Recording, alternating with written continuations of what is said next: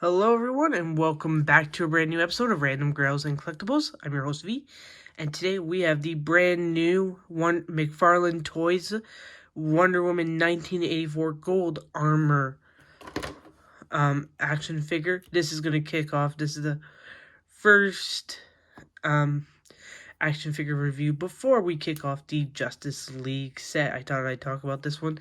Now, these figures are pretty hard to find in my town, at least. Other places you might be able to find them. I haven't seen these on Amazon in over a year. I did buy these in October. This one, along with the other version of Wonder Woman, back in October of last year. And yeah. So without further ado, let's get into the video. Make sure, though, before we get into the video, make sure to like, comment, and subscribe for new action figure reviews. Either sometimes I'll post them on Wednesday, sometimes I'll post them mainly on Friday. I post them, but yeah, make sure to stay tuned for all action figure reviews and other content like Funko Pops or just other random goodness. Without further ado, let's get into it. So let's take a look at the accessories. We have, first off, we have our usual McFarlane Toys issued flight stand here. You know, it goes up and down, kind of like a jaw opens up. I don't really like these flight stands here that McFarlane has. I'm still looking for better flight stands. I have to get a new one for my Marvel Legends Black Widow figure, but I definitely need to get some new flight stands. I don't really like these ones. As a stand, it works perfectly. As a flight stand, doesn't. And what's cool, though, about these flight stands, I'll just quickly, if you want, can't do it on camera, but if you actually slide this apart, you can actually take it off and use it as a regular stand. And then you see here it has engraved, not engraved, put on there DC Comics. I'm gonna move him back a little bit. Next up, we have our usual McFarlane Toys DC Comics collecting card. You can try to read it. If not, I do post pictures of the card either on my Instagram stories or on my Twitter page, so the links will be down below. I don't know if you can read that, but it's okay. You can honestly look up the read up on Twitter or on Instagram. And yeah, next up, we have the wings that Wonder Woman comes with. My wing here is a little bit bent. I don't know if that's a normal thing or if it just happened to me. I don't know, like here it's nice and it's mostly straightened out a little bit, but I don't know if it's just on mine. I haven't been able to even fix it up. I don't know if it's supposed to be like this, but yeah. Anyways, guys, now let's take a look at the actual figure itself. So here is the actual figure itself. We have obviously Diana in her golden armor suit. So looking quickly at her face, it doesn't look like Gal Gadot's face. As an up close to her face, it doesn't really look like it. It also looks like this thing right here is a little bit off-centered, maybe. It looks like that. Like from a side it looks on-centered, but when I look at it straight ahead, it definitely looks off-centered. I love the gold on here. I love the texture and the details on the figure. It definitely looks like a very nice figure. It does look accurate to the movie.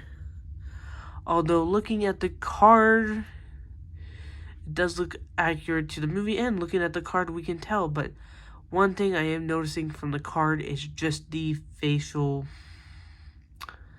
expressions different. And I went back and re-watched some clips of her in the golden armor Wonder Woman suit, and I did notice some stuff that really bothered me when looking at this figure. One, I don't know why this isn't a separate piece on top.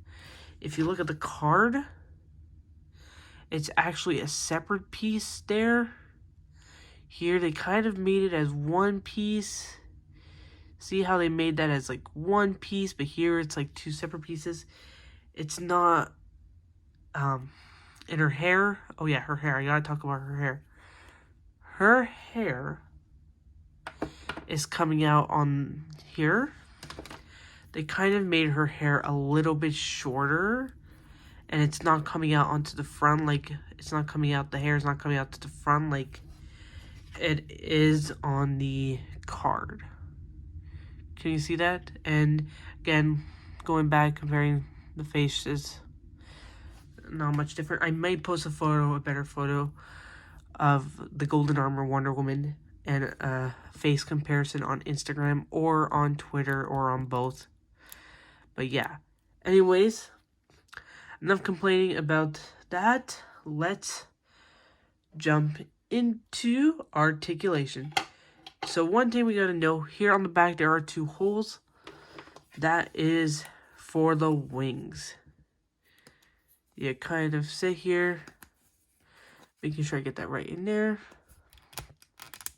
You sit, you put one there, kind of like that.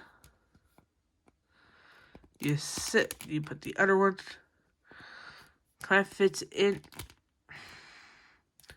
Props in like that. You kind of have to use a little bit of force to get them in, but once you get them in, they fit perfectly. Now, you're going to take the wings out for the articulation half of it. I actually am going to leave them in for the articulation half. I decided to scratch that right now. You can see here a ball joint here on the wings. Here, this just doesn't do much. It just allows it so that you can plop the wings on.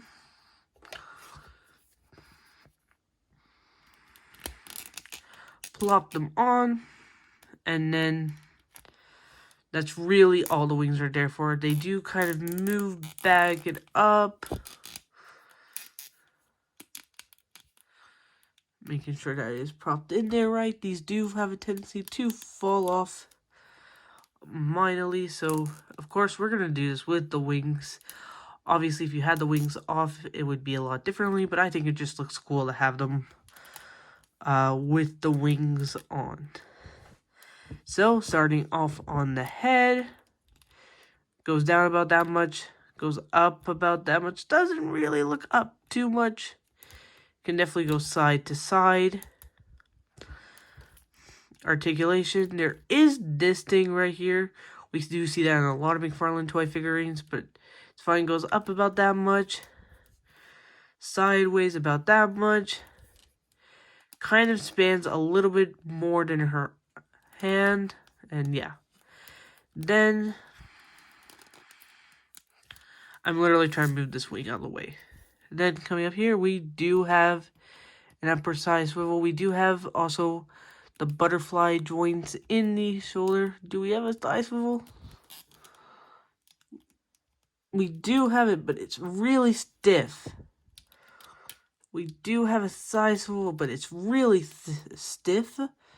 Yeah, it's really stiff. It's really stiff. Sorry guys, I had trouble pronouncing that. Coming up to a double jointed shoulder right here, double jointed elbow right here. Coming up to some wrists, we do get some side to side. We get some forward and back motion here. And then coming down to the waist, we do get some side to side. We get some looking up about that much. We get some looking down about that much. Crunch. They're very nicely articulated figure. Coming